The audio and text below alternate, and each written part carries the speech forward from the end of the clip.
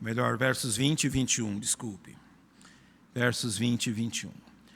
Mas a nossa cidade está nos céus, de onde também esperamos o Salvador, o Senhor Jesus Cristo, que transformará o nosso corpo abatido para ser conforme o seu corpo glorioso, segundo o seu eficaz poder de sujeitar também a si todas as coisas. Então ele diz que a nossa cidade está nos céus. Nosso Deus, nós te agradecemos pela liberdade que temos em nosso país de ter a tua palavra aberta e falar dela com liberdade. Ajuda-nos, instrui-nos pela tua verdade nesta noite, encontrando em nós um coração dócil e pronto a ouvir a tua instrução. É o que rogo em nome de Jesus, o nosso Salvador. Amém. Hoje é o dia que comemoramos os 200 anos da independência do nosso país. E é interessante olharmos para as Escrituras e observarmos a forma com que Deus quer que olhemos para estes fatos. A Bíblia não ignora isso, não ignora as nações, não ignora as questões que estão diante de nós. E é então importante que nós as observemos segundo aquilo que Deus nos tem revelado. Eu quero que você abra sua Bíblia comigo e peço que ele faça em Mateus 25, o texto que li no início do culto. Eu quero começar por esse texto, demonstrar-lhes algumas questões que são importantes para nós. O verso 31 diz que quando o Filho do Homem vier em sua glória, ou seja, não aqui o arrebatamento, mas realmente quando ele vier para assentar-se no trono da sua glória, ou seja, para governar sobre esse mundo. Então, quando Cristo fizer isto, notem o que o verso 32 diz, que todas as nações serão reunidas diante dele. Sim, Deus ele olha para o mundo também conforme as nações, e ele reunirá as nações diante de Cristo, quando então ele vier. Você lembra aquilo que Paulo também escreveu aos Filipenses? Que toda língua se dobrará e que todo joelho, toda língua confessará e todo joelho se dobrará diante do Senhor Jesus Cristo. Será nesse dia. Desejando ou não, aceitando ou não, querendo ou não, de boa vontade ou não, eles vão se ajoelhar diante do tão grande Salvador, que vem agora como Rei das nações. Então todas as nações serão reunidas diante dele. E o que ele fará? Ele apartará uns dos outros, como o pastor aparta dos bodes as ovelhas. Notem que aqui, ao final do tempo da tribulação, para dar entrada no milênio, o Senhor então reunirá diante de si as nações, a fim de separá-las, apartá-las. E ele terá realmente o conceito, o princípio, a lei pela qual ele vai as apartar. Ele dirá então aos que estiverem à sua direita: vinde, benditos de meu Pai, possuí por herança o reino que vos está preparado desde a fundação do mundo. Ou seja, estas nações adentrarão ao reino milenar. Então ele diz: qual é o critério? Tive fome, deste-me de comer, tive sede, deste-me de beber, era estrangeiro e hospedaste-me, estava nu e vestiste-me, adoeci e visitaste-me, estive na prisão e fostes me ver. Então os justos lhes responderão dizendo: Senhor, quando te vimos com fome te demos de comer, ou com sede te demos de beber, e quando te vimos estrangeiros e te hospedamos, ou nu e te vestimos, e quando te vimos enfermo ou na prisão e foste ver-te. Então a resposta de Jesus a eles é: em verdade vos digo que quando fizeste a um destes meus pequeninos irmãos, a mim o fizestes. Eu sei que é uma tendência nossa de ler essa expressão, pequeninos irmãos, e pensarmos em crianças, mas não é a crianças que Jesus se refere aqui. Quando ele fala pequeninos irmãos, ele está falando especificamente da nação de Israel. Sabe qual é o critério de julgamento das nações ao final do tempo tribulacional? A forma que trataram a nação de Israel. Como as nações trataram a Israel, enquanto o anticristo procurava, de todas as formas, varrer os judeus deste mundo, varrer o povo de Deus deste mundo. No tempo tribulacional, Deus vai trabalhar novamente com Israel. Hoje Israel foi colocado de lado no plano de Deus, e Deus está trabalhando com a igreja. Mas quando o arrebatamento vier, a igreja estiver no céu, naquele período de 7 anos lá no céu, haverão duas coisas. Primeiro, o bema de Cristo, o julgamento das nossas obras, e depois as bodas do Cordeiro, a união da noiva e do noivo, da igreja de Cristo. Mas enquanto isso acontecer no céu, aqui nesta terra, 7 anos terríveis, que foram abreviados para os 3 anos e meio finais realmente da ira de Deus. Mas ao final desses 7 anos, Deus reúne as nações do mundo e irá julgá-las. E o critério é muito claro. Como elas trataram Israel. Como elas agiram para com Israel. Notem que aqui o Senhor diz que Ele coloca na sua pessoa, como se fizessem a Ele. Mas Ele está dizendo, olha, quando vocês fizeram a eles, é como se fizessem a mim mesmo, porque Jesus também é um judeu. E assim, então, as nações serão julgadas de acordo com aquilo que fizeram e com a forma que realmente trataram Israel durante a tribulação. Muitas e muitas pessoas adentrarão no reino de Deus, mas também milhares e milhares serão mortas, ou seja, não terão oportunidade de participar do reino de Cristo. Agora vá comigo para o Salmo de número 2. Abra sua Bíblia comigo neste texto, Salmo de número 2. O que se passa na mente das nações. O que as nações deste mundo pensam. Notem que os versos de número 1 a 5 dizem assim: porque se amotinam os gentios e os povos imaginam coisas vãs, os reis da terra se levantam e os governos consultam juntamente contra o Senhor e contra o seu ungido, dizendo: rompamos as suas ataduras, sacudamos de nós as suas cordas. Aquele que habita no céu se rirá, o Senhor zombará deles, então lhes falará na sua ira e do seu furor os turbará. Os versos 4 e 5 estão falando exatamente do tempo que citamos. Ou seja, hoje as nações pensam fazer o que bem entendem, pensam fazer o que realmente passa pela mente delas, elas não estão dispostas a se realmente obedecer à lei de Deus, não estão dispostas a se curvar à autoridade de Deus. Elas realmente farão tudo a fim de apagar o nome de Deus desse mundo. Mas notem o que o texto diz: Deus se rirá deles. Ou seja, essa é uma expressão para dizer: olha, vocês não fizeram nem cosquinha em mim. Vocês não conseguiram nem dar o primeiro passo. E quando o grande rei vier, então o grande rei apartará as nações entre si.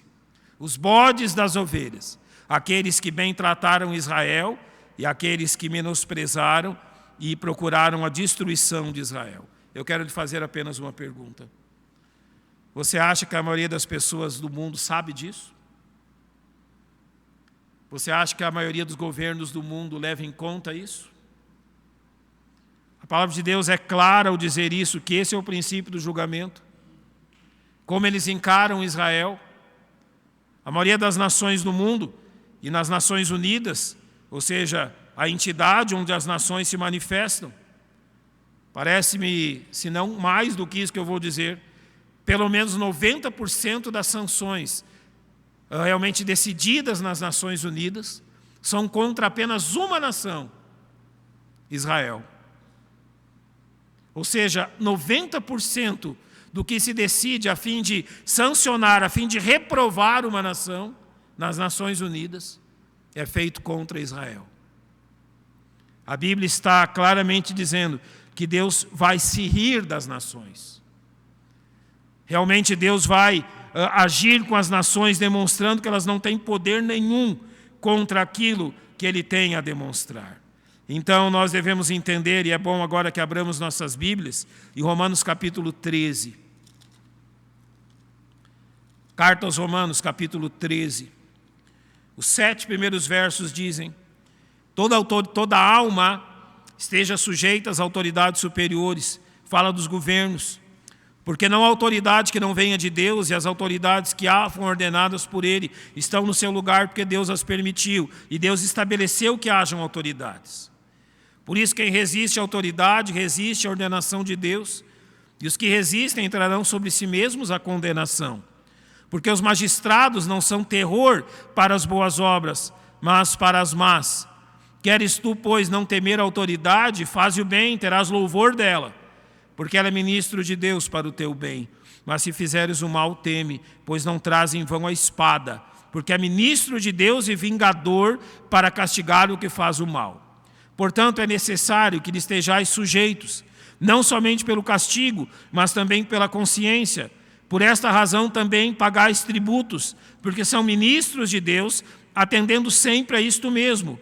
Portanto, dai a cada um o que deveis, a quem tributo, tributo, a quem imposto, imposto, a quem temor, temor, a quem honra, honra.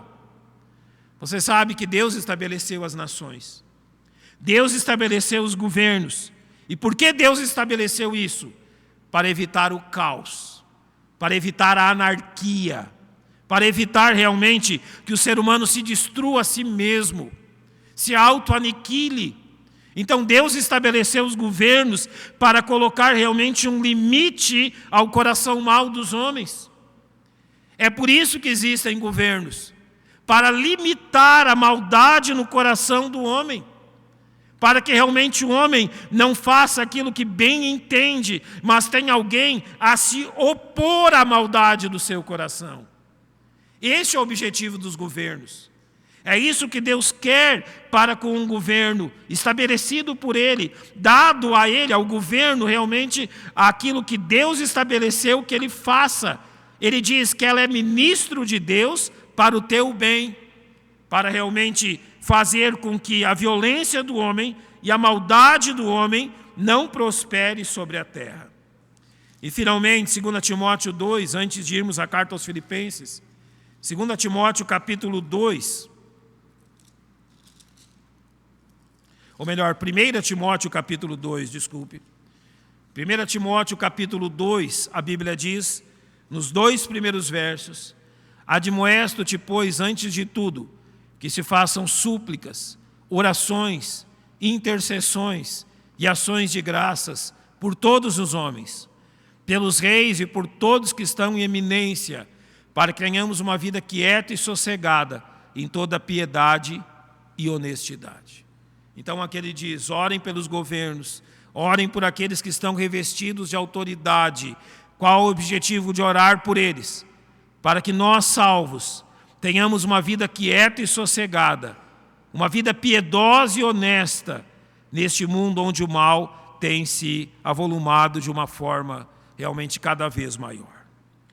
Primeiro, algumas lições, antes de observarmos o que Paulo diz em Filipenses 3, 20 e 21. A primeira dessas lições é que nós devemos usar de todas as oportunidades que tivermos para realmente promover o ensino bíblico e o conhecimento da Bíblia no nosso país. Realmente é precioso, é abençoador a um país que as pessoas tenham acesso ao conhecimento da palavra de Deus, que tenham acesso à Bíblia, que tenham acesso àquilo que a Bíblia ensina, que tenham acesso ao conhecimento das profecias, que tenham acesso ao conhecimento de Jesus Cristo, que saibam quem é Jesus, que saibam que Jesus virá para buscar a sua igreja, mas saibam também que após 7 anos terríveis, Jesus virá para governar sobre esse mundo. E Ele vai chamar as nações a juízo. Ou seja, nós devemos usar do nosso tempo, dos nossos recursos, para que a Bíblia seja espalhada no nosso país enquanto ainda há tempo. Eu sei que há entidades, irmãos, como os Gideões Internacionais e outras entidades que procuram espalhar a Bíblia nas escolas, nas faculdades, nos presídios, em todos os lugares, nos hospitais. Quão importante é isso? Quão importante é que a nossa geração saiba o que Deus está pronto a fazer. Se as pessoas tivessem conhecimento da Bíblia, elas não odiariam Israel como odeiam. Se elas tivessem conhecimento daquilo que a Bíblia diz sobre a nação de Israel, e notem aqui, eu não estou defendendo a nação de Israel. O que nós estamos vendo hoje no governo de Israel e na nação de Israel é uma nação absolutamente ímpia. Eu creio, e olhando para aquilo que a Bíblia demonstra, que a nação de Israel é a nação mais ímpia que já pisou nesse mundo. Sabe por qual razão? Porque quanto mais conhecimento de Deus você tem, e você o reprova e o esquece a fim de cometer pecado, mais ímpio isso se torna. A Bíblia nos mostra que é pior saber da verdade, fazer o errado, do que não ter conhecimento da verdade e fazer o errado. E a nação de Israel tem conhecimento da verdade, mas se rebela contra Deus. Isso é impiedade. Então, nunca confunda as coisas. Por exemplo, o governo de Israel faz muitas coisas que nós não podemos concordar. Age de uma forma ímpia, age de uma forma contra Deus. Mas então, quando a tribulação vier, Deus vai voltar a tratar com a nação de Israel. E Deus vai purificá-la. E Deus então vai conduzir a nação de Israel às promessas do Velho Testamento. As promessas a Israel são terrenas, se cumprirão neste mundo. E então, no tempo do milênio, Deus vai honrar a nação de Israel como nenhuma outra nação deste mundo. A Bíblia diz: orai pela paz em Jerusalém. Abençoados serão aqueles que fazem isso. Por que nós oramos pela paz em Jerusalém? Porque quando a paz chegar a Jerusalém, quer dizer que Cristo estará reinando. Quando a paz finalmente chegar a Jerusalém, quer dizer então que o Senhor Jesus estará reinando sobre esse mundo. E esse mundo provará um tempo de paz como nenhum outro. O Salmo 2 nos mostra que a tendência dos governos, que a tendência daqueles que estão no poder, é rebelar-se contra Deus. Em Romanos 13, a Bíblia nos diz para orar por aqueles que estão revestidos de autoridade. Em 1 Timóteo 2, a Bíblia repete isso: orem pelos aqueles que têm autoridade e dá um motivo para que vivamos tempos quietos e sossegados. Nós, como crentes, devemos orar, irmãos, diariamente, pelo presidente da República, o governador do estado, o prefeito de nossa cidade, as autoridades, os juízes, para que Deus nos mantenha numa vida quieta e sossegada. Ou seja, para que Deus realmente limite se algum deles quiser nos causar um mal e abençoe quando realmente concordarem com aquilo que a Bíblia diz. Então, independente de quem estiver no poder, independente de quem estiver governando, a Bíblia diz: ore por essas pessoas. Interceda por essas pessoas. Porque se não intercedermos, Satanás estará livre para fazer através delas o que bem entender. Você já se percebeu que quando determinada forma de governo chega a um país, uma das primeiras coisas que tentam fazer é calar a igreja, é fechar as igrejas? Sobre um rei europeu da antiguidade, falou-se a ele sobre um pregador, e eles diziam, e com razão diziam, que aquele rei temia mais as orações daquele pregador do que os exércitos inimigos. É verdade. A primeira coisa que o ser humano quer fazer, quando realmente quer se rebelar contra Deus, é calar as orações da igreja. Se eles puderem calar as orações da igreja, então o caminho estará aberto para que façam o que bem entendem. Mas enquanto a igreja estiver orando e intercedendo, Deus estará cuidando e protegendo, sustentando a igreja em suas mãos e não permitindo que homens maus façam o que eles desejam. Então a oração nunca foi tão importante como nos nossos dias. Ela sempre foi importante, mas conforme caminhamos para os últimos dias, ela se torna mais ainda. Então cumpra aquilo que a palavra de Deus nos tem chamado a fazer. E finalmente, ao observarmos Filipenses capítulo 3, e eu peço que você abra a sua Bíblia comigo neste texto, Filipenses capítulo 3, a palavra de Deus é muito clara a dizer que a nossa cidade está onde? Nos céus.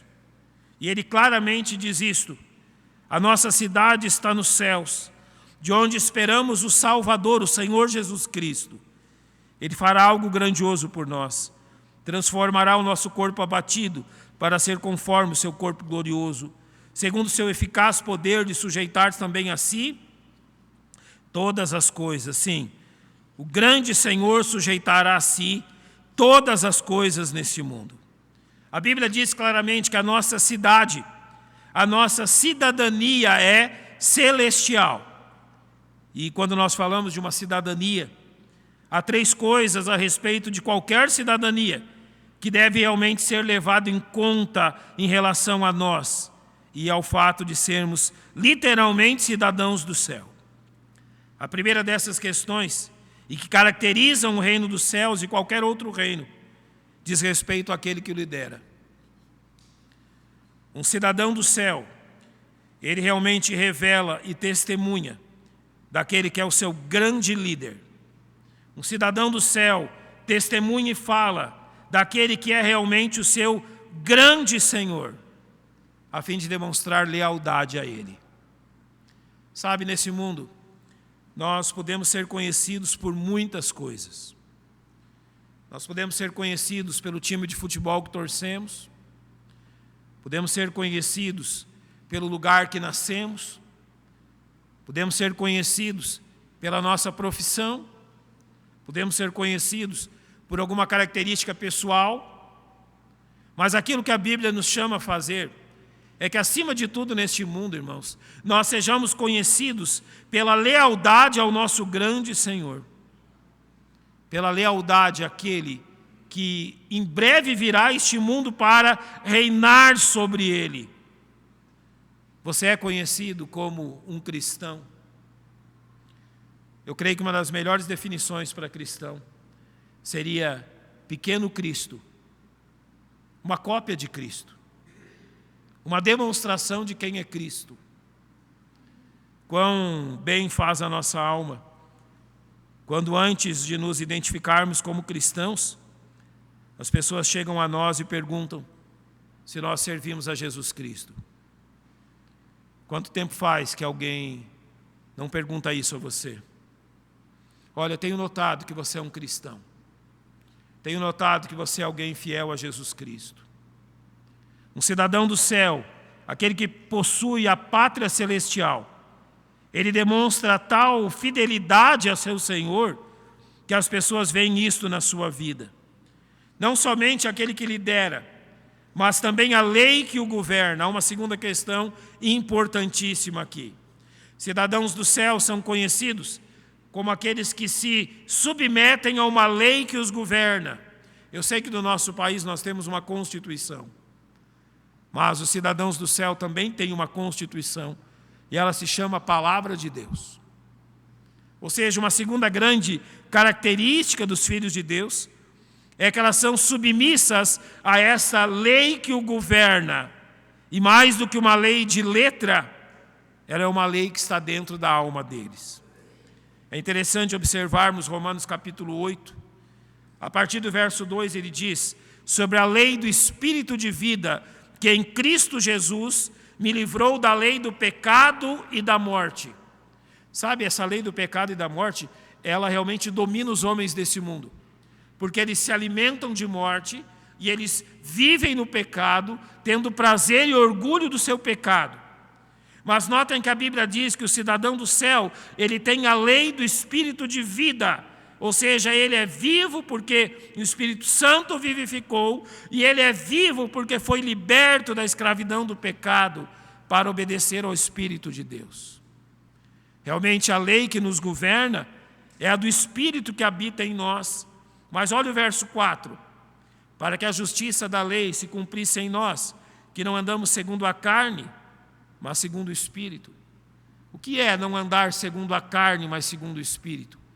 Se você é realmente um cidadão do céu, se a sua pátria é celestial, a Bíblia demonstra que a sua vida não será caracterizada pelos desejos das coisas desse mundo, mas pelos desejos das coisas que estão no lar celestial. Irmãos, quando nós observamos esse mundo, a cada dia mais as coisas contentam menos os seres humanos. Mais rápido eles se enojam das questões que possuem. Mais rápido eles realmente perdem qualquer prazer naquilo que eles mesmos criam. E por quê? Porque o prazer da carne é assim, jamais satisfará. Mas aqueles que andam segundo o Espírito, ou segundo a lei do Espírito, claramente demonstram que possuem uma pátria que não é essa. Olhe para os versos 5 e 6. Porque os que são segundo a carne inclinam-se para as coisas da carne, mas os que são segundo o Espírito, para as coisas do Espírito. Porque a inclinação da carne é morte, mas a inclinação do Espírito é vida e paz. Troque a palavra inclinação por mente e você entenderá o que diz. Porque a mente da carne conduz aonde? A morte. Mas a mente do Espírito conduz aonde? Vida e paz. E não é exatamente isso que Paulo diz a Timóteo, que nós devemos orar para as autoridades para termos o quê? Uma vida de sossego, uma vida de paz. E como viveremos assim? Se permitirmos verdadeiramente que a lei do reino celestial que obedecemos seja maior em nossa vida. A terceira grande característica do nosso reino são os privilégios que recebemos. É normal, não é, que um cidadão de um país possua determinados privilégios que alguém que não nasceu ali não o tenha. E você já observou quais os privilégios que nós temos como cidadãos do céu? Em primeiro lugar, como um cidadão do céu, as suas orações chegam ao trono que está no céu. As orações dos incrédulos deste mundo jamais chegarão ao trono de Deus. Eles estão mortos espiritualmente. Mas o grande Rei, o Senhor de todo o universo, está pronto a ouvir as suas orações, unicamente porque você é um cidadão do céu. Além disto, Deus prometeu que realmente o nosso grande Senhor estaria conosco todos os dias. Notem, eu nunca vi nenhum dos presidentes do nosso país pessoalmente. Nunca estive perto do presidente. Desde a minha infância, nunca vi nenhum dos presidentes que se sucederam desde a minha infância. Eu não sei se aqui alguém já teve o privilégio de ver o presidente da República. Eu nunca. Eu nunca tive esse privilégio, mas tenho outro muito maior. O Senhor que virá reinar está presente em minha vida todos os dias. E mais do que isso, nós nunca recebemos a visita do presidente, governador ou de um prefeito aqui. Mas o Senhor de todo o universo prometeu estar conosco, sempre. Você entende o privilégio?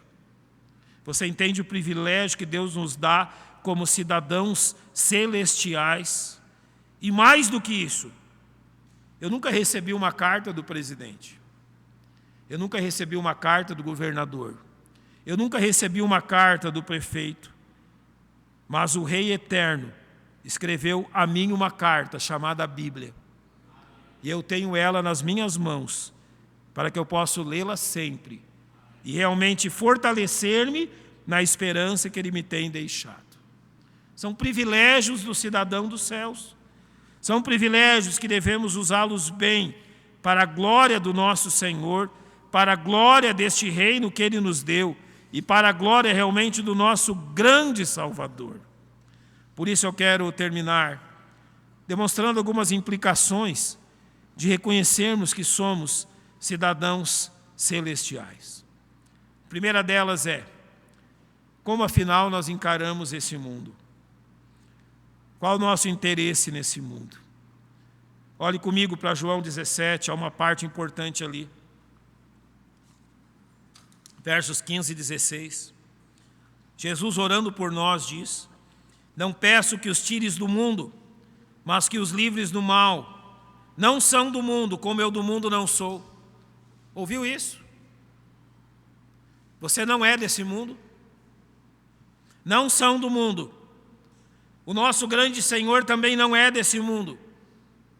Mas Ele ora por nós dizendo: Pai, não os tires desse mundo. Os livres do quê? Do mal.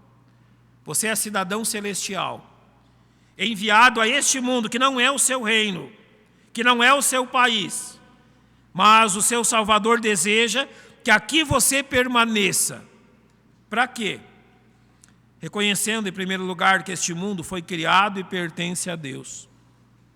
Lamentando o pecado que está destruindo o mundo que Deus criou. E andando atento aos perigos que você encontra neste mundo. Então a primeira grande questão é: você não é dele. Saiba disso.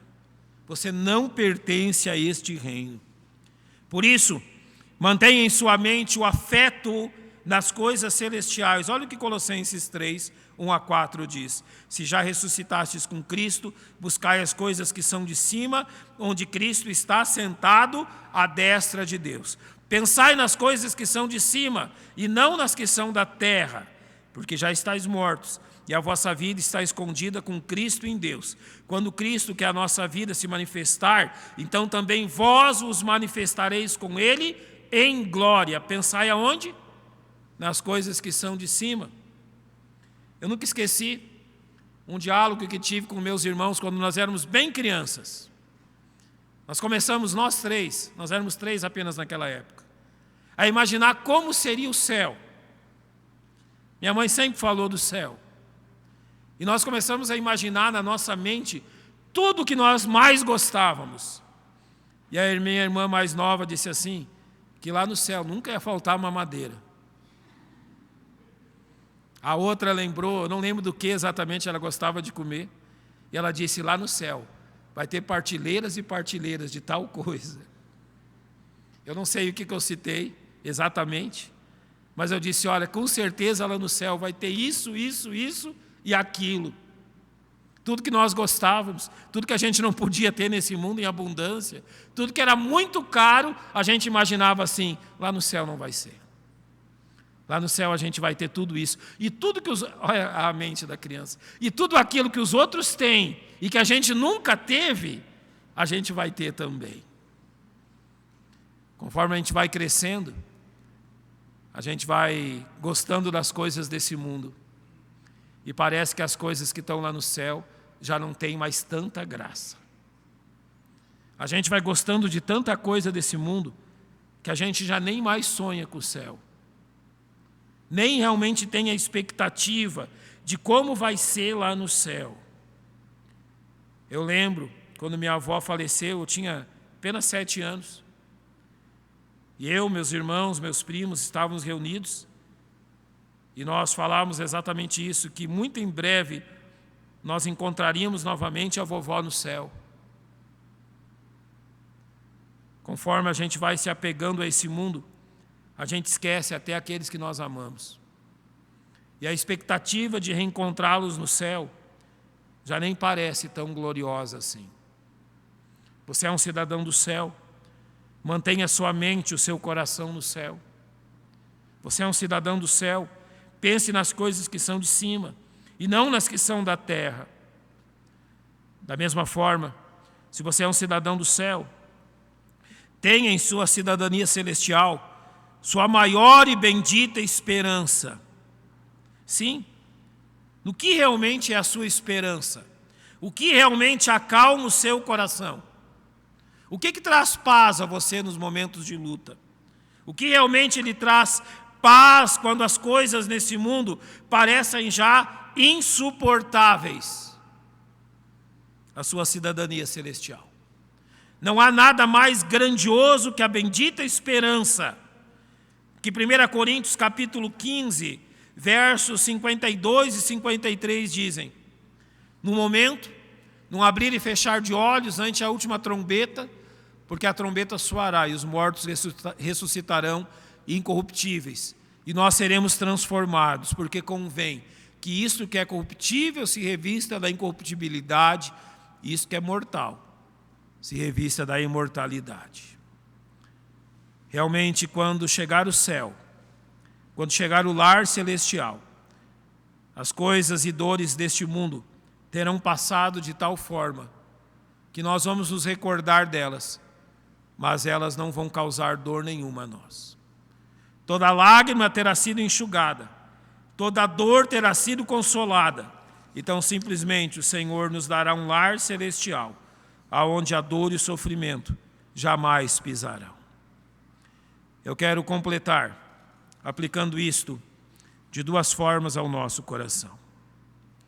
Primeiro, você está cometendo o erro que a maioria dos crentes, que aparentemente, penso eu, naquilo que tenho visto, que a maioria dos crentes tem cometido também nesse mundo, nesse tempo.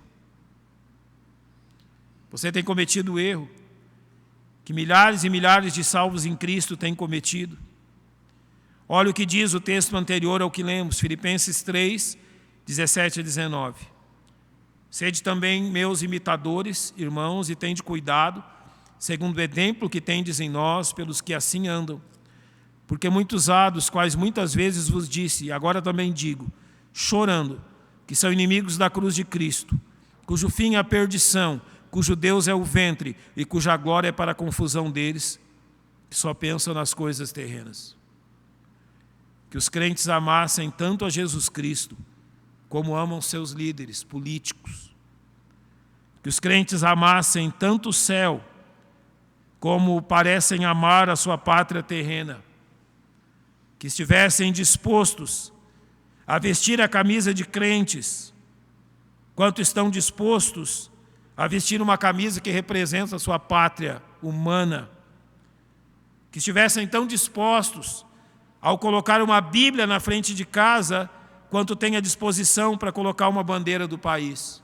Não vejo nada de errado nisso, mas penso bem sobre como a forma que eu devo ser conhecido. Pela minha pátria terrena ou pela minha pátria celestial? Você pensa que está vivendo de acordo com a correta expectativa dos salvos? Olha o que diz Filipenses 3:20. A nossa cidade está nos céus, de onde também esperamos o Salvador, o Senhor Jesus Cristo. O que o Senhor Jesus Cristo tem a ver com isto? Efésios capítulo 5, versos 25 a 27 nos dizem. No final do verso 25 diz que Cristo amou a igreja e a si mesmo se entregou por ela. Nenhuma outra pátria foi fundada porque o seu grande líder se entregou por ela. Pelo menos nenhuma pátria que o grande líder tivesse ressuscitado e vivesse até hoje. O verso 26 diz que ele está santificando, purificando-a com a lavagem da água pela palavra, ou seja, ele está moldando a sua pátria. Para que no verso 27 diz, para apresentar a si mesmo, igreja gloriosa, sem mácula, nem ruga, nem coisa semelhante, mas santa e irrepreensível. Quando Paulo usa essa expressão, ele está lembrando de um desfile militar. Você já pensou toda a igreja, desde Estevão, aqueles que creram no dia de Pentecostes, até o último salvo antes do arrebatamento, como um só corpo, como uma grande companhia, desfilando diante do seu tão grande Salvador? É isso que você deve almejar. Quando então no dia em que Cristo reunir toda a sua igreja, Ele vai apresentá-la a Deus. Esse será o grande e glorioso desfile.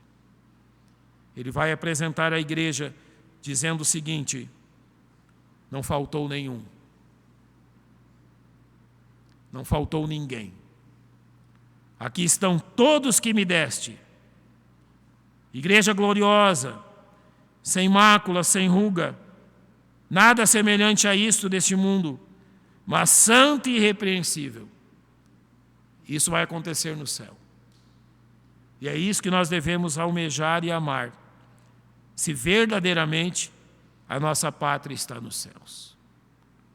Concluímos dizendo: use os dias que você ainda tem nessa terra para exaltar e glorificar o Senhor Jesus Cristo. Use os dias que você tem ainda nesse mundo para que as pessoas saibam que Jesus é o seu grande líder, o seu grande Senhor, o seu grande Salvador. Que as pessoas nos conheçam como cristãos. Quem são cristãos? Aqueles que um dia vão morar no céu. Que Deus lhe abençoe e que o Espírito Santo nos ajude neste objetivo. Os irmãos vão escolher um hino, depois de orar nós vamos cantá-lo. Pai, nós te agradecemos